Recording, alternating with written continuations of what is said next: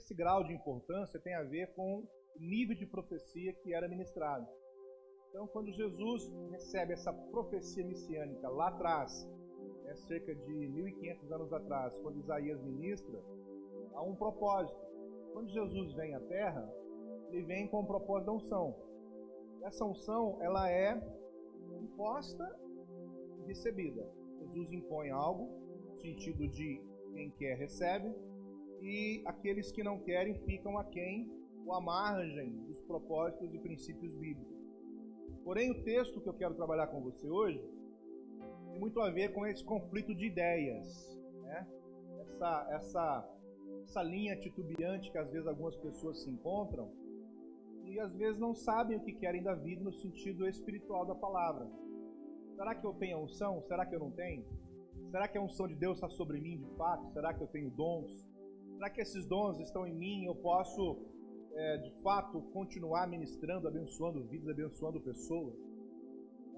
Então, só a título de informação, a Bíblia traz, e nós vamos trair isso aqui como pano de fundo, 21 dons. Dentre os 21 dons, você tem eles 7 pessoais, 5 ministeriais, e você tem os 9 dons pessoais. 5, 7, 9, 21.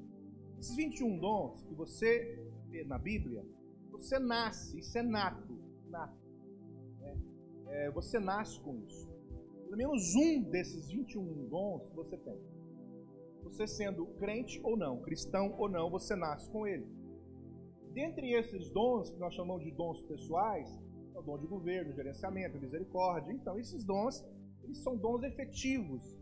Deus te dá quando você nasce. Você não precisa fazer nada para que esse dom seja efetivado na sua vida. Aí você se converte. Ao se converter, você tem aí mais 20 dons para você buscar, entre os quais você vai ter os dons ministeriais, da palavra, da profecia, né? Esses dons do ministério. Você terá os dons espirituais, né? Que você pode produzir através da sua vida cristã. Pessoas que têm 5 dons, 10 dons, 2 dons, 3 dons. Nunca ninguém tem 0. Nunca. Porque pelo menos com um você nasce. Quando você fala assim, eu não tenho dom nenhum, você está completamente equivocado sobre isso. Quando Deus dá um dom, essa pessoa, por exemplo, vamos colocar aqui de uma maneira bem contraproducente, Fernandinho Beiramar. Aquele cara tem um dom. O dom daquele cara é extraordinário. Só que ele canaliza isso para algo que não presta.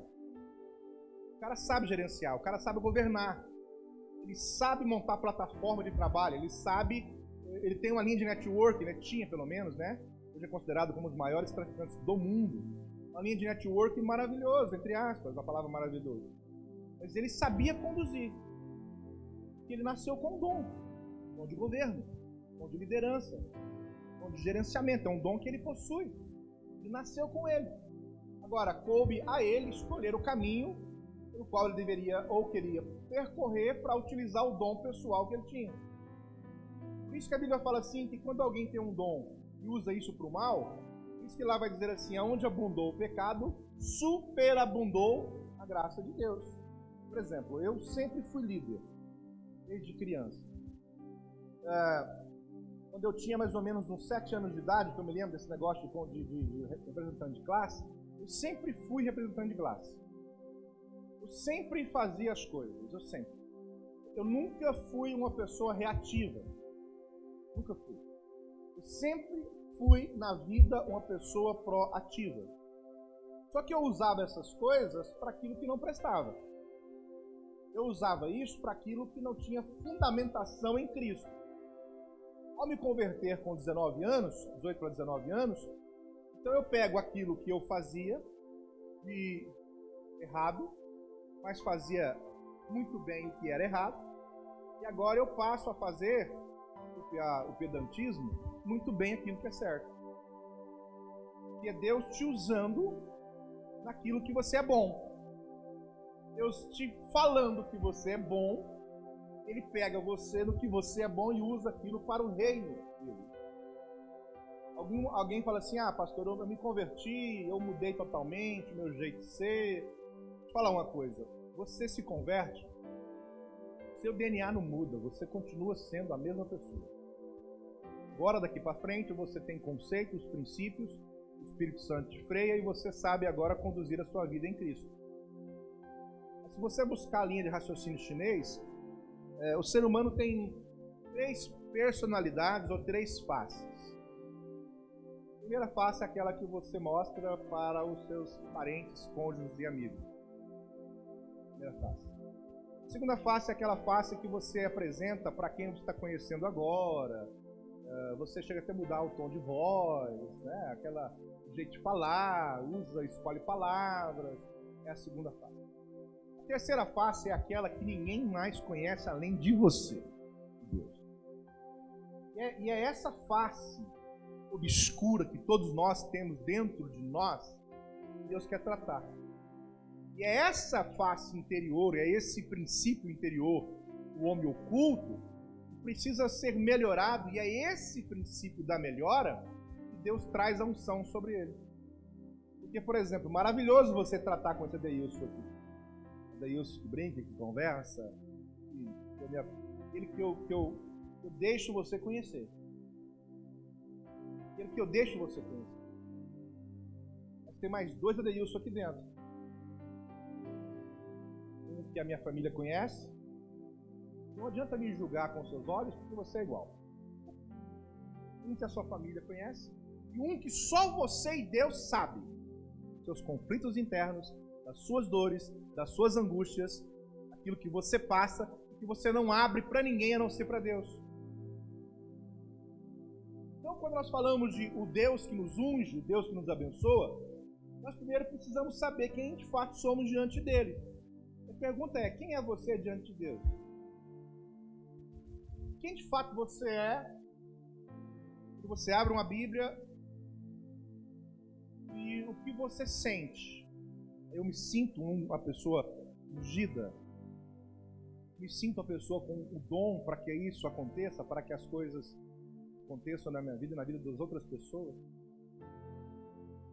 E quando eu falo sobre esse propósito, é uma palavrinha que às vezes as pessoas não usam muito, e é um sentimento chamado sentimento de inadequação.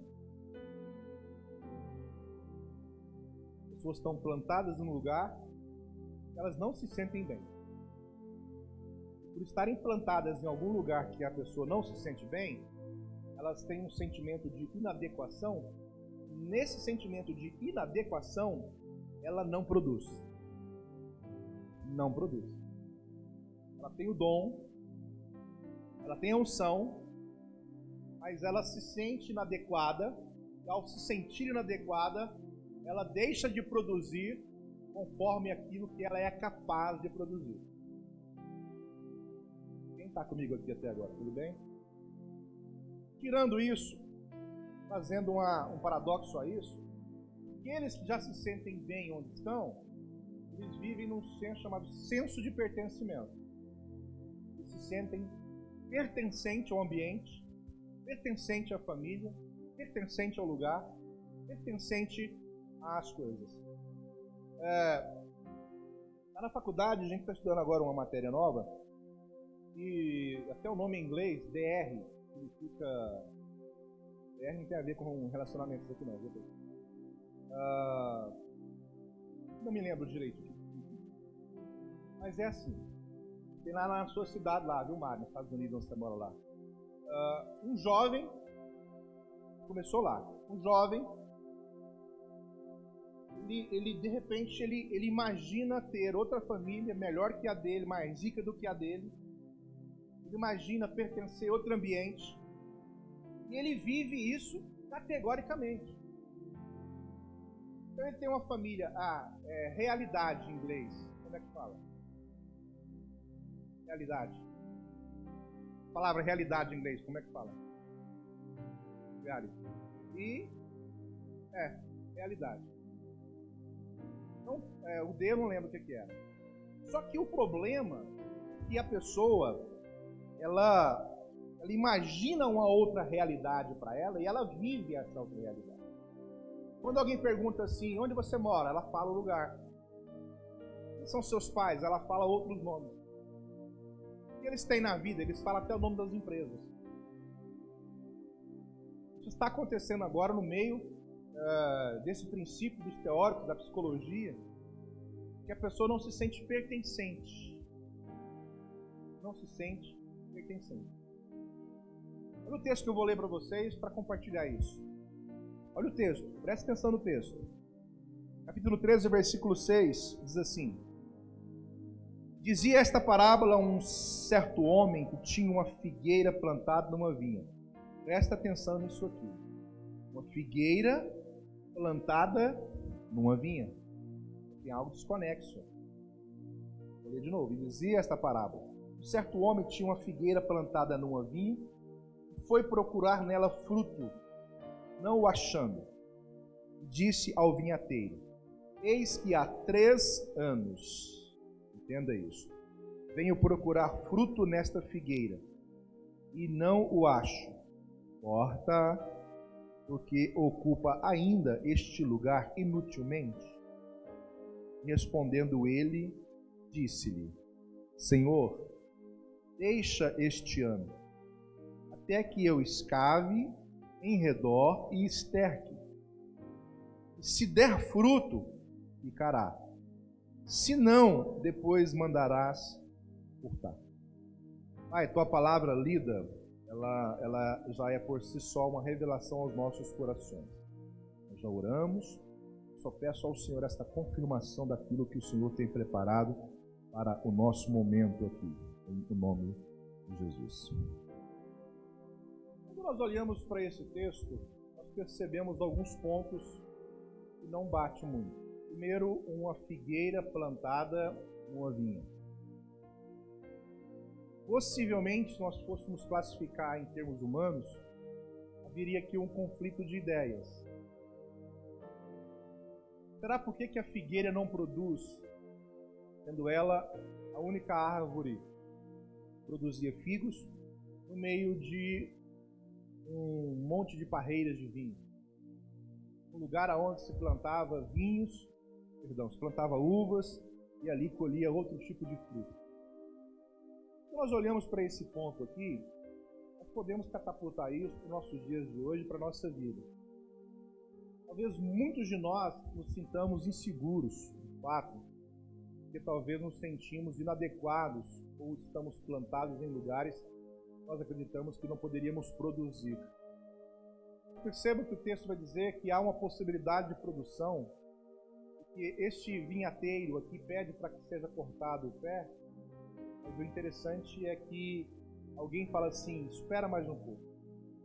Eu sei que tem 3 anos que ele não produz nada, mas me dá mais um ano, e agora eu vou cuidar dessa pessoa, colocando em termos humanos, e ao cuidar dessa pessoa, eu sei que agora ela vai entender, mesmo ela não se sentindo pertencente ao ambiente, ela pode produzir.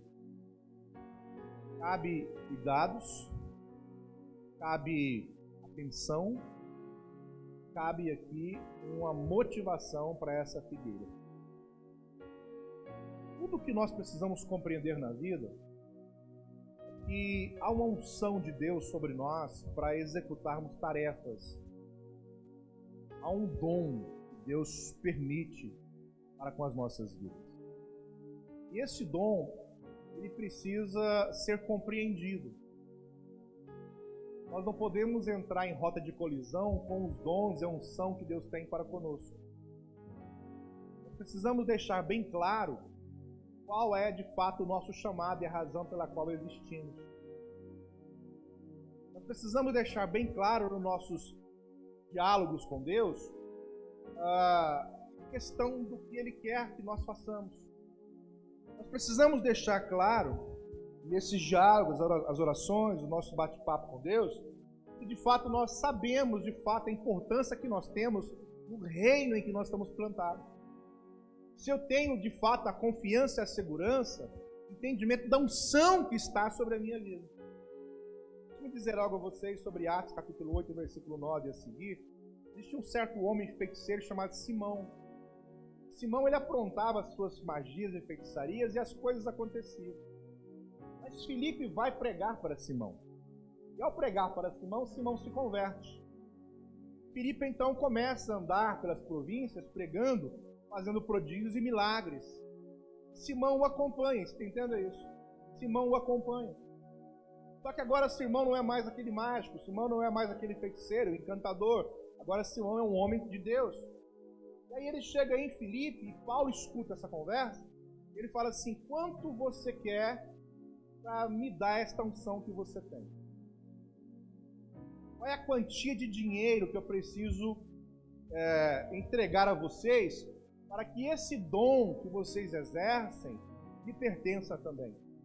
Paulo, ouvindo isso, ele vem de forma refutativa e ele fala assim: você está louco, você acabou de profanar agora um propósito de Deus. E agora tudo o que você estiver fazendo, Deus virá contra ti.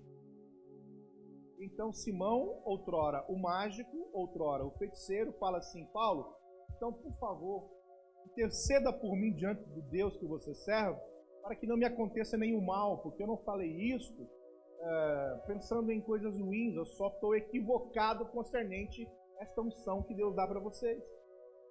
E a unção que Deus tem para cada um de nós, nenhum dinheiro no mundo pode comprar. Eu queria que você entendesse o privilégio de ser cristão, ungido com dom para executar tarefas. Eu queria que você entendesse que no lugar que você está plantado, mesmo que você se sinta no ambiente inadequado, você não está, desde que você tenha de Deus a unção para executar aquilo que Ele propôs na sua vida. O que nós precisamos entender é que o nosso chamado, ele vai de fato nos constranger. A unção que Deus nos dá para executar, para fazer, de fato, ela vai nos tirar um pouquinho dos prazeres da vida, mas ela vai nos dar os prazeres do reino. E é por isso que eu preciso ser grato a Deus pela unção que me foi dada. Não é qualquer um que prega, não é qualquer um que toca, que canta, não é qualquer um que sabe ministrar, ajudar, aconselhar. Não é. É preciso de algo diferente. É preciso de algo extraordinário. É preciso de uma dádiva de Deus para que essas coisas aconteçam. Não há a mínima possibilidade de você comprar isso. Paulo então falou assim: eu vou ministrar sobre vocês esta unção com imposição de mãos. Isso aqui está em Atos 8, você pode ler em casa. Então é algo que Deus permite que seja ministrado aos nossos corações. Para isso eu preciso entender, eu preciso ancorar a minha vida e saber a razão pela qual fui chamado de fato. Preciso entender que o meu dom, a minha unção precisa me mover. Eu preciso buscar essa direção e ter esse entendimento. Vou dizer logo a você: os dons de Deus são irrevogáveis. Irrevogáveis. Eu preciso ter a consciência desse Deus que me ungiu. Esse Deus que me ungiu e por qual razão Ele me ungiu. Esse Deus que me chamou e por qual razão Ele me chamou. Deixa eu dizer algo a vocês. Há uma diferença entre servir a Deus e ser servo de Deus. As pessoas, às vezes, elas dizem assim: oi, meu amor, está chamando aí? Pega ele depois dele. Gosta desse pastor? Oi, meu amor. Tudo bem? Vai vir para a salinha? Dá umas 3 balinhas para ele lá. Oh, gostoso, né? Oh. Então, por exemplo, a pessoa fala assim: eu sou serva de Deus. Mas ela só vem na igreja para pedir. Eu vou fazer uma analogia aqui. Eu pego aqui a pastora Tânia. Ela fala assim: eu sou serva de Deus. Então todas as semanas ela vem na casa do patrão dela, o senhor dela, e ela fala assim pro senhor dela: o senhor pode me dar um pouco de açúcar? Deus vai, o senhor dela dá o açúcar para ela. Na semana seguinte, ela que é serva do senhor, precisando de feijão. Na semana seguinte ela vem e fala assim: estou precisando de um feijão. Terceira semana ela volta e fala: estou precisando de um sal. Ela vem, na casa do seu senhor, pede um sal. Aí eu te faço uma pergunta. Você entende a diferença que existe entre você servir a Deus e ser servido por Ele? A condição do serviço está no propósito da tarefa. Não é considerado servo aquele que é servido. Então Deus se tornou o Deus mercado. Você entra, abre a porta do mercado, entra, tem as prateleiras, você vai lá e escolhe o que você quer. Aí você vive um evangelho de consumismo. Você só pede, mas você nunca serve. Quando alguém te pergunta assim: você é o quê? Crente? Sim, sou servo de Deus. Servo como? Só sendo servido como consumista, ou como aquele que consome, que vai consumindo constantemente. É uma mercadoria da fé. Eu preciso saber que há em mim uma unção para fazer. Há em mim uma unção para ajudar.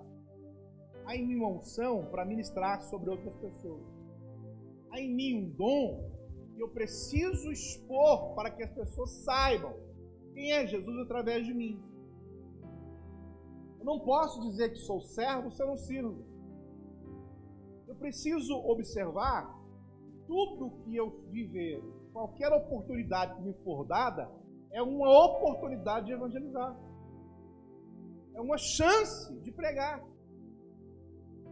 Uma chance. A forma que você trata o seu açougueiro vai mostrar de fato a intenção do seu coração. A forma que você trata o seu padeiro vai mostrar de fato a intenção do seu coração. Porque nós precisamos aprender a produzir através de uma unção que nos foi dada. Uma unção que nos foi dada. Você está plantado num lugar. O lugar se chama reino. O texto diz, por mais que você não produziu ainda, tem alguém que vai cuidar de você. Vai escavar, estercar, vai fazer você produzir. Desde que você entenda que há um Deus que te ungiu para isso. Há um Deus que te chamou para um propósito. Eu te pergunto, você sabe exatamente o lugar em que você ocupa no reino? Você ainda está perdido depois de 15, 20 anos como cristão? Você não sabe a razão pela qual existe? Você nasceu para quê? Essa é a pergunta. Nós podemos aqui, logicamente, fazer conjecturas, conjecturar. E eu começar a fazer pesquisas dentro de mim mesmo, para que eu saiba a razão pela qual nasci. Propósito. Porque Deus é um Deus de propósito. Tudo na vida tem um propósito. As coisas possivelmente mais fúteis e banais têm um propósito. Por exemplo, você tem uns pelinhos no nariz. Esses pelinhos têm um propósito. As abelhas têm os pelinhos nas perninhas. Aqueles pelinhos têm um propósito. Quando eu entendo propósito, eu entendo vida. Vou explicar isso melhor. Alguém aqui usa droga? Não? Eu uso todos os dias. Todos os dias. De manhã, de tarde, de noite. Eu compro na drogaria. Mas eu compro drogas de propósito. Já que você não usa droga, maravilha. Feliz. Sou um usuário. Só que eu vou lá na drogaria e eu falo assim: eu preciso desse remédio aqui para dor. E a minha farmacêutica está aqui e ela me vende o remédio que eu preciso. A Márcia Filadélfia. E ela me vende o remédio que eu preciso. Eu pego aquele remédio, eu uso ele no propósito. Aí, eu usando no propósito, eu estou usando uma droga lícita no propósito. Porque eu estou fazendo alguma coisa dentro de um princípio. Agora, tem quem use droga fora do propósito. Tem quem compre droga, distribua, fora do propósito. Eu preciso entender o que significa propósito na minha vida. Eu preciso compreender o significado do propósito. Exemplo, sexo. Dentro do casamento, propósito. Fora dele, fora do propósito. Então não é a questão do sexo em si, é o propósito pelo qual se está inserido. Então eu te pergunto, você sabe qual é o seu propósito? Você tem entendimento? Então tá, deixa eu me fazer a pergunta. Quem aqui agora usa droga? Levanta a mão. Entendeu o propósito. Estou usando um tanto de droga que você não tem ideia. Cada um tem um específico. Quem me passou foram os médicos em que eu estou indo. Que você precisa compreender que tudo na vida no propósito é bênção. Fora do propósito é maldição. E eu tenho que conviver com isso no entendimento da razão pela qual Deus me chamou. Por que eu fui chamado? Eu fui chamado por um propósito. Mas quando Deus chama, Deus não faz experiência. Ele fala assim, Jonas, eu vou chamar, vou fazer uma experiência de 3 meses. Se se der bem, 3 meses o dom que eu te dei eu tomo. Jamais. Os dons são irrevogáveis. Irrevogáveis. Você pega o livro de Apocalipse, que foi escrito 90 anos depois de Cristo. João, ele impacta, revelação. Pega aquele livro, você vai ver o que eu já falei várias vezes para vocês. É um livro que tem a maioria dos verbos conjugados no passado. O diabo foi lançado no lago de fogo. A morte foi vencida. Tudo que você analisar como termo de profecia, você vai perceber que na maioria dos pontos de Apocalipse, o verbo está conjugado no passado. Por quê? Porque na mente de Deus, o propósito dele já aconteceu. Que Deus é o único ser que termina tudo antes de começar. Então eu preciso saber o propósito pelo qual existe. Tanto na vida profissional, na conjugal, na familiar, na espiritual, tudo tem um propósito. Tudo tem um propósito. E eu preciso vivenciar isso. Deus não abre mão de você. Deixa eu desmistificar uma coisa aqui. Esse negócio de livre-arbítrio é furada. Não é nessa não. Tem livre-arbítrio para escolher entre Satanás e Jesus. A partir do momento que você escolheu Jesus, eu dou vários pontos de vista bíblico, você vai entender. Vou te trazer capítulo 1, versículo 3 de Jonas. 4 também. Jonas pega o seu dinheiro lá em Jope, compra passagem para Tarsis, quando deveria ir para Nínive.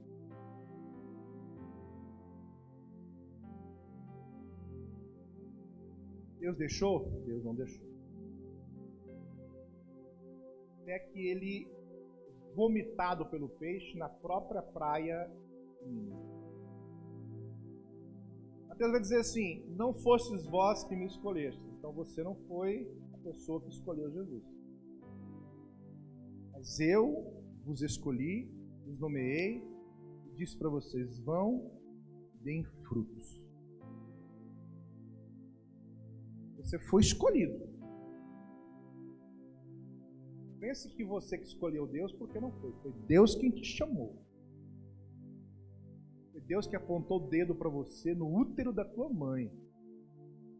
Lá dentro. O salmista fala, né? Quando eu era ainda informe. Deus que eu sirvo me chamou. Naquele dia que você nasceu alguém com propósito.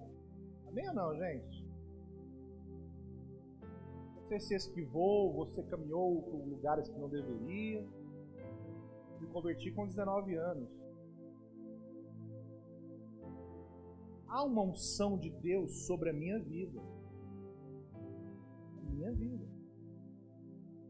Há uma unção de Deus sobre a sua vida. Há um propósito.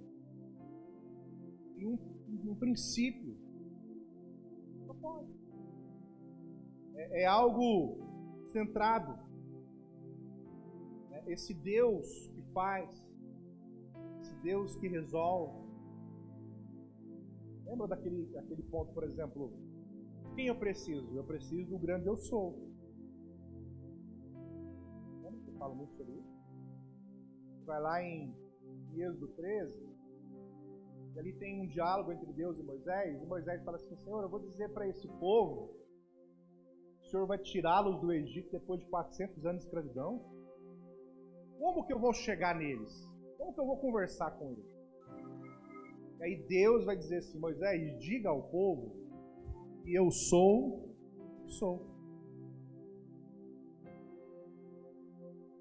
Preciso entender esse princípio, irmão. Você nunca pode esquecer do princípio de Deus, a conjugação do verbo na primeira pessoa. Eu sou. Quando Moisés vai falar com o povo, que eles não querem sair, Moisés vai dizer assim, o eu sou me enviou.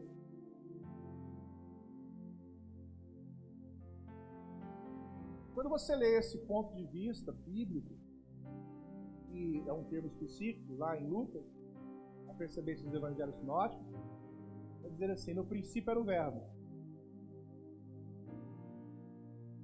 No princípio era o verbo. O verbo estava com Deus. O verbo era Deus. Mas o verbo eu sou, o verbo, se fez carne e habitou entre nós. Amém ou não, pessoal?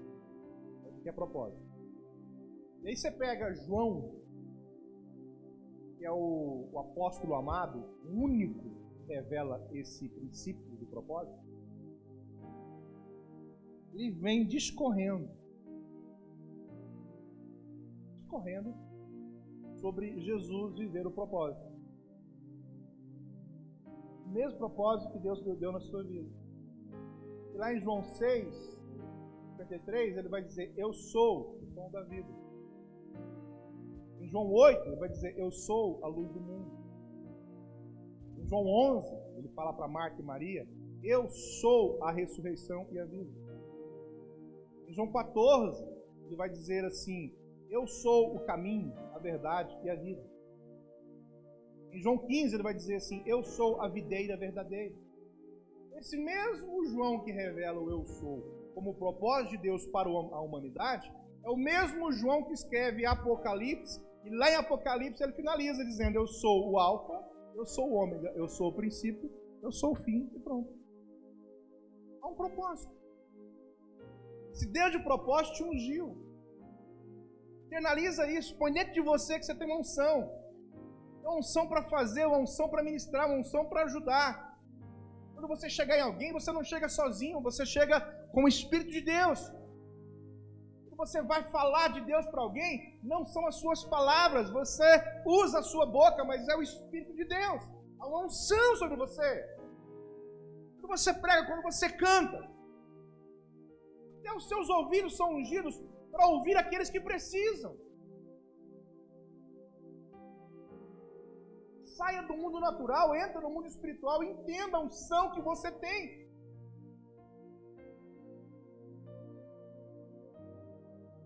Ungir você não é especificamente apenas esse óleo que nós usamos às vezes, raramente, mas ungir você é é aquilo que o Espírito Santo produz dentro do seu coração.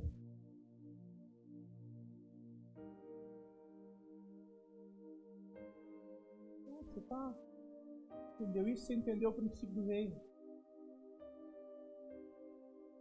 O coração.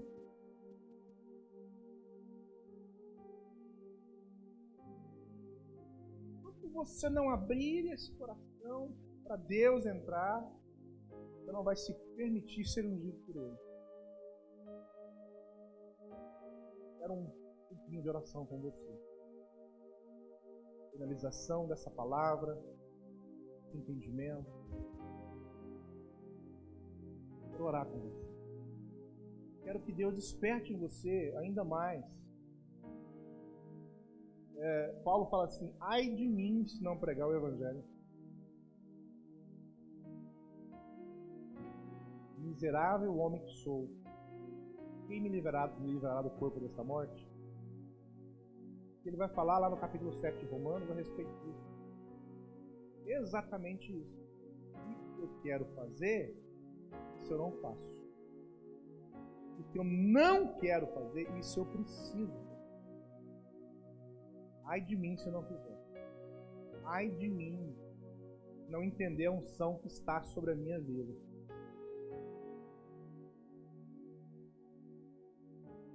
Crente que ora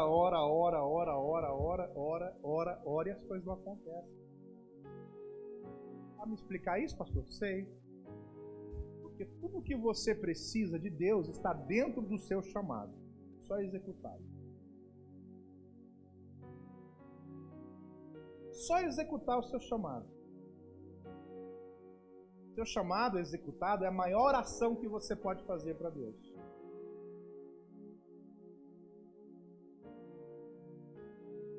A sua cabeça.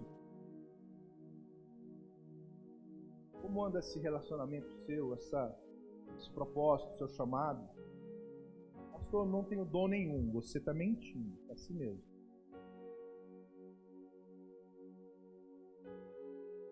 Pelo menos um dom você nasceu com ele. Pelo menos um você nasceu.